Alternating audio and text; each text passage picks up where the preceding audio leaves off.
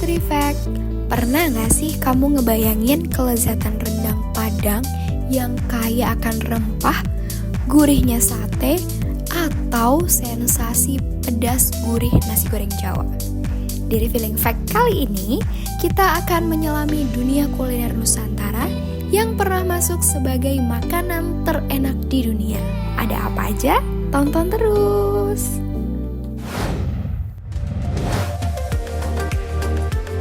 Makanan terlezat di dunia, dari Indonesia yang pertama ada sate nih Sobat Reflect. Siapa sih yang gak tahu sate? Sate atau yang lebih dikenal dengan sate adalah hidangan yang terdiri dari potongan daging yang ditusuk pada bambu atau lidi, kemudian dipanggang di atas bara arang.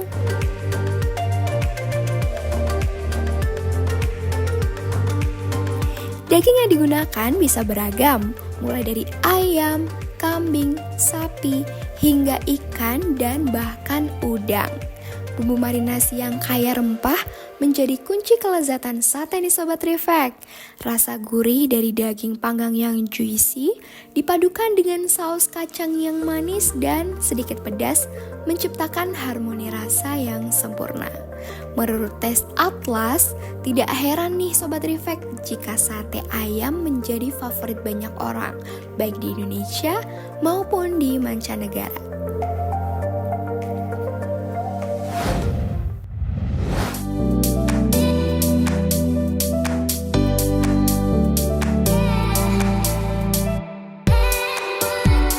Makanan yang kedua ada nasi goreng.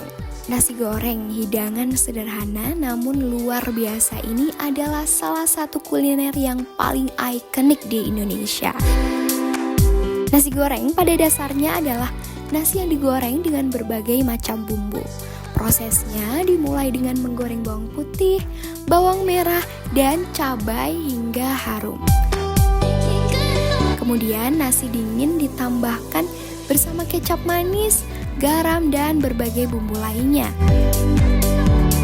Dari Sabang sampai Merauke, setiap daerah di Indonesia memiliki versi nasi gorengnya sendiri. Ada nasi goreng Jawa yang sedikit manis, nasi goreng Padang yang pedas, hingga nasi goreng kampung yang sederhana namun lezat. Semua ini adalah bukti kekayaan kuliner Indonesia.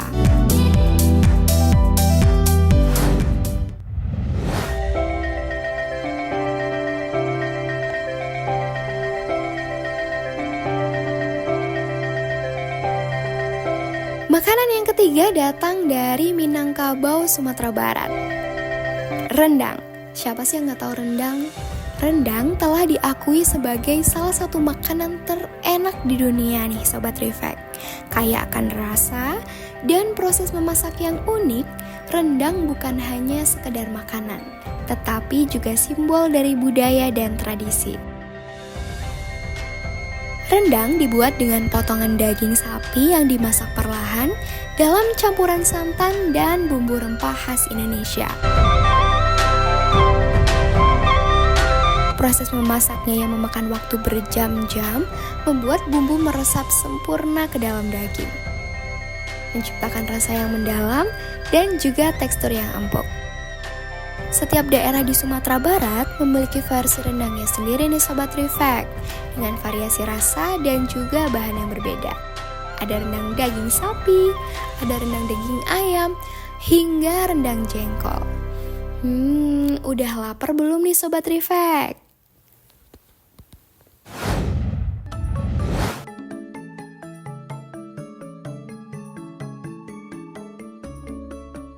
Rawon, hidangan khas Jawa Timur yang dikenal dengan kuahnya yang berwarna hitam pekat dan aroma rempah yang menggugah selera.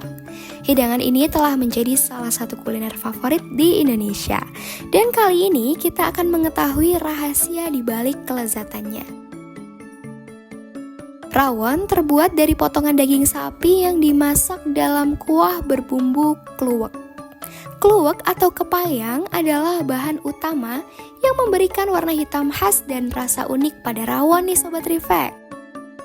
Proses memasaknya melibatkan berbagai macam rempah seperti bawang merah, bawang putih, lengkuas, serai, dan juga daun jeruk.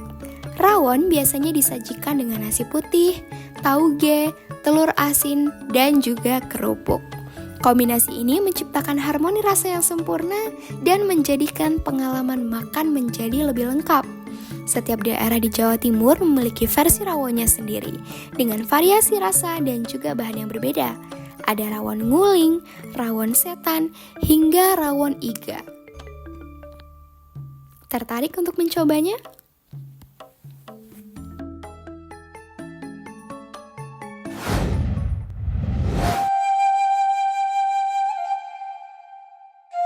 Makanan yang terakhir ada empek-empek nih teman-teman. Empek-empek adalah makanan khas Palembang yang terkenal dengan rasa gurih dan kuah cuko yang asam pedas manis.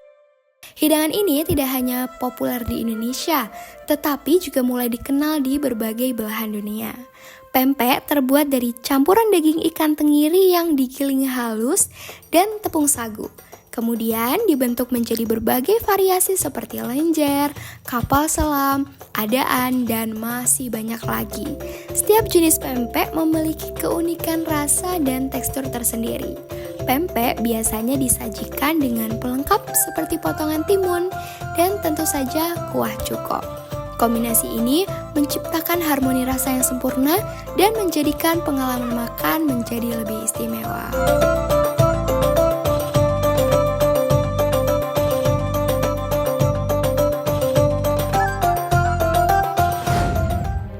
Indonesia merupakan negara kepulauan yang memiliki ribuan pulau dengan keanekaragaman hayati. Salah satunya adalah satwa endemik.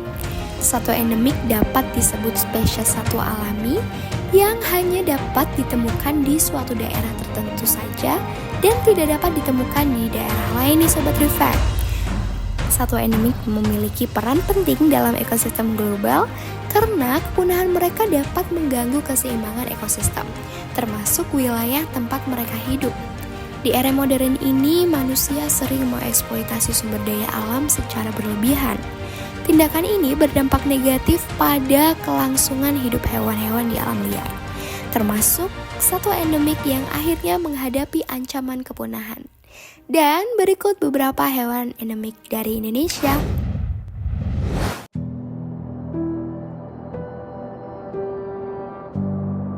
Satwa endemik pertama ada badak Sumatera. Dengan nama latin Dicerorhinus sumatrensis, satu-satunya badak Asia yang memiliki dua cula. Sayangnya, spesies ini hampir punah akibat perburuan liar untuk mendapatkan culanya. Saat ini populasinya kurang dari 80 ekor yang tersebar di Taman Nasional Bukit Barisan, Taman Nasional Gunung Leser, dan Taman Nasional Waikambas. Habitat badak Sumatera ini biasanya berada di daerah berbukit, dekat air, hutan hujan tropis, hutan lumut pegunungan, dan juga pinggiran hutan nih Sobat Reflect.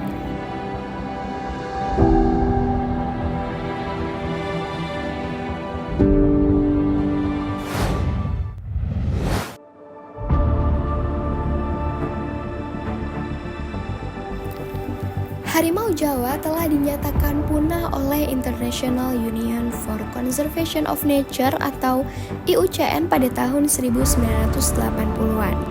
Dengan penampakan terakhir di Taman Nasional Meru Betiri, Jawa Timur pada tahun 1976. Kepunahan spesies endemik ini disebabkan oleh perburuan liar yang cukup masif. Meskipun terdapat laporan kemunculan harimau Jawa pada tahun 1990-an, tidak ada verifikasi yang dapat dilakukan di teman-teman. Pada tahun 1998, sebuah seminar nasional di Universitas Gadjah Mada menyepakati perlunya peninjauan ulang atas klaim kepunahan harimau Jawa. Karena ditemukan banyak bukti yang menunjukkan bahwa mereka ada. Kira-kira gimana nih Sobat Reflect?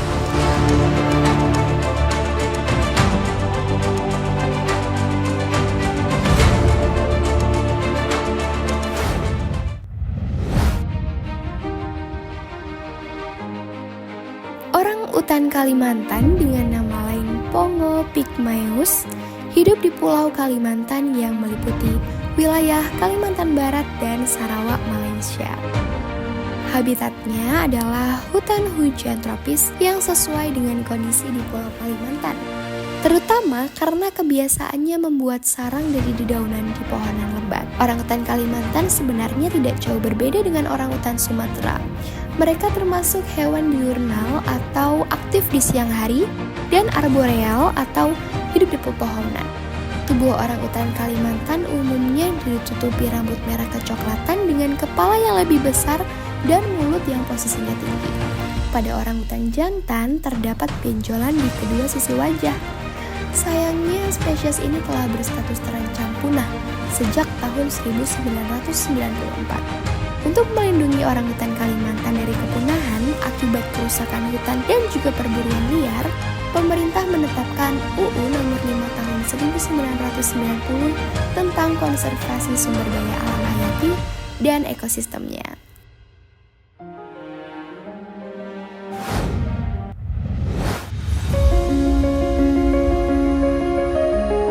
Hewan endemik yang termasuk jenis babi liar ini umumnya hidup di sekitar Pulau Sulawesi, seperti Pulau Togean, Pulau Sula, dan Pulau Malange. Habitat babi rusa adalah hutan hujan tropis dan hewan ini merupakan herbivora nih Sobat Reflect. Bentuk tubuh babi rusa mirip dengan babi, tetapi ukurannya lebih kecil. Perbedaan mencolok antara babi rusa dan babi adalah babi rusa memiliki taring yang panjang yang menembus moncongnya. Maraknya perdagangan ilegal yang menargetkan daging babi rusa membuat hewan endemik ini menjadi langka dan harus dilindungi oleh pemerintah serta masyarakat setempat. Selain itu, pembabatan hutan secara liar juga berkontribusi terhadap menurunnya populasi babi rusa. Yuk, jaga alam kita Sobat Reflect.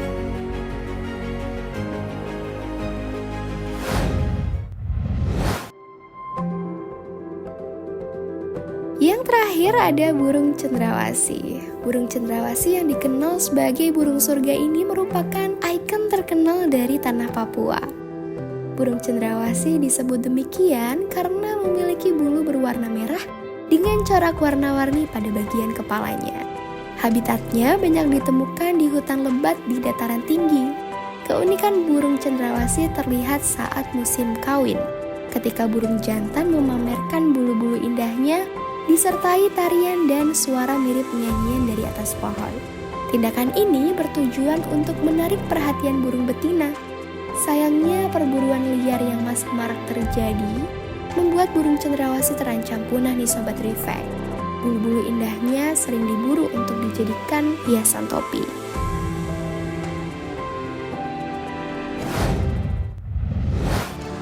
Bangunan bersejarah di dunia adalah saksi bisu dari peradaban dan kebudayaan manusia yang telah berlangsung selama ribuan tahun. Setiap struktur memiliki kisah unik yang mencerminkan kejeniusan arsitektur, nilai-nilai budaya, dan peristiwa penting dalam sejarah. Monumen-monumen ini bukan hanya karya seni dan teknik yang luar biasa, tetapi juga simbol dari perjalanan panjang umat manusia dalam mengejar kemajuan dan keindahan. Menelusuri jejak-jejak ini memberikan kita wawasan yang dalam tentang masa lalu, membantu kita memahami bagaimana orang-orang terdahulu hidup, bekerja, dan bermimpi.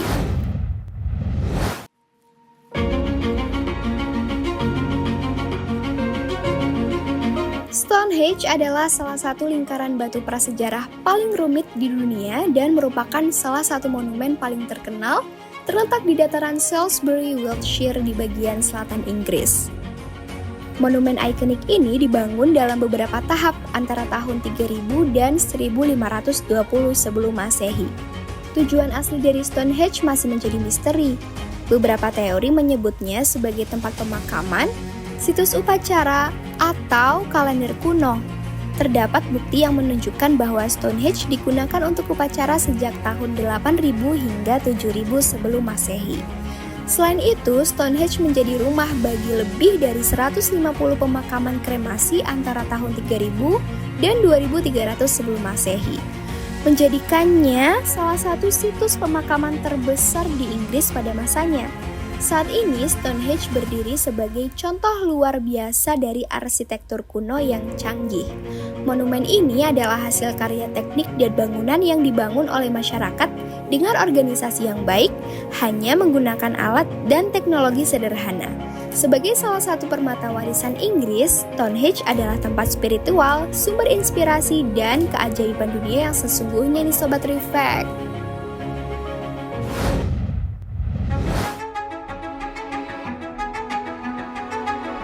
Machu Picchu adalah permukiman kekaisaran Inca yang terletak di pegunungan Andes Peru, tepatnya di lembah Urubamba sebelah utara Cusco.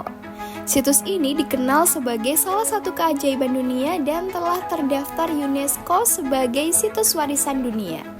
Machu Picchu yang berarti Bukit Tua didirikan oleh Pachacuti Inca Yupanqui, seorang penguasa Inca pada pertengahan abad ke-15, dan kemudian diteruskan kepada para penerusnya. Ketika penjelajah Hiram Bingham menemukannya kembali pada tahun 1911, Machu Picchu sempat dianggap sebagai ibu kota terakhir suku Inca. Namun, klaim ini terbukti setelah ibu kota terakhir yang sebenarnya ditemukan di Vilcabamba. Jauh di hilir lembah Urubamba, Machu Picchu dianggap sebagai mahakarya dalam arsitektur dan teknik. Dengan karakteristik arsitektur yang khas dan lanskap yang unik, ditambah dengan misteri yang sering dibahas dalam berbagai literatur. Situs ini telah menjadi salah satu tujuan wisata paling terkenal di dunia.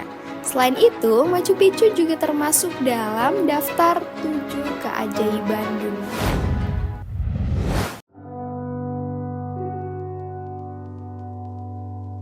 Peradaban Mesir kuno terkenal dengan piramida-piramidanya, seperti piramida Giza yang terus menarik wisatawan dari seluruh dunia. Dikatakan bahwa piramida Giza sengaja dibangun untuk bertahan selamanya, dan faktanya piramida ini telah bertahan selama ribuan tahun. Makam monumental tersebut adalah peninggalan dari era kerajaan lama Mesir dan dibangun sekitar 4.500 tahun yang lalu. Fir'aun Khufu adalah raja Mesir kuno pertama yang membangun piramida di Giza. Dimulai sekitar tahun 2550 sebelum Masehi, piramida besar milik Khufu adalah yang terbesar di Giza. Awalnya berdiri sekitar 147 meter di atas dataran tinggi. Saat ini piramida tersebut sedikit lebih pendek karena batu-batu selubung halusnya telah lama hilang.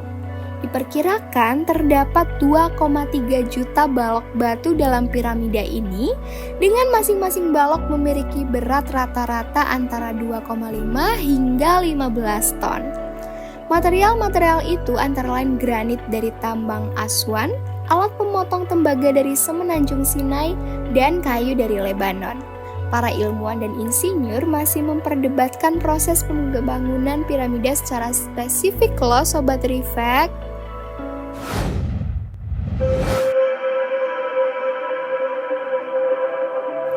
Salah satu dari 7 keajaiban dunia modern, kota kuno Petra sangat istimewa. Terletak di dalam gurun Yordania, Petra adalah kota batu kuno yang dipahat dari batu pasir merah muda. Petra pernah hilang selama berabad-abad sebelum ditemukan kembali pada tahun 1812, yang mengilhami sejarawan untuk menyebutnya sebagai kota hilang. Didirikan pada abad keempat sebelum Masehi, Petra adalah salah satu kota tertua yang masih ada hingga hari ini. Kota ini didirikan oleh orang-orang Nabatean, kelompok Arab kuno yang membangun pusat budaya di sana. Terletak di jalur perdagangan kuno yang sibuk dan penting antara Laut Merah dan Laut Mati, Petra juga berfungsi sebagai persimpangan rute antara Arab, Mesir, dan Syria Fenisia. Kota kuno Petra terdiri dari struktur setengah diukir dan setengah dibangun dari batu pasir lokal dengan warna merah, putih, dan merah muda yang khas. Nama Petra sendiri berasal dari kata Yunani Petros yang berarti batu.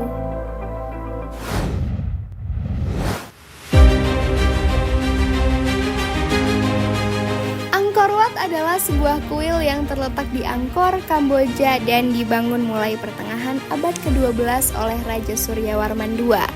Hingga hari ini, struktur ini tetap tegak kokoh. Kuil ini terdiri dari 5 menara tinggi yang menjulang disertai dengan candi-candi kecil di sekelilingnya. Seperti halnya Candi Borobudur dan Prambanan, Angkor Wat juga terkenal sebagai situs warisan dunia karena keagungan dan keunikan arsitekturnya. Keberadaan bangunan megah ini di tengah hutan belantara yang terpencil merupakan suatu keajaiban yang tidak terduga. Situs ini memuat 5 juta hingga 10 juta batu dengan berat mencapai 1.500 kg.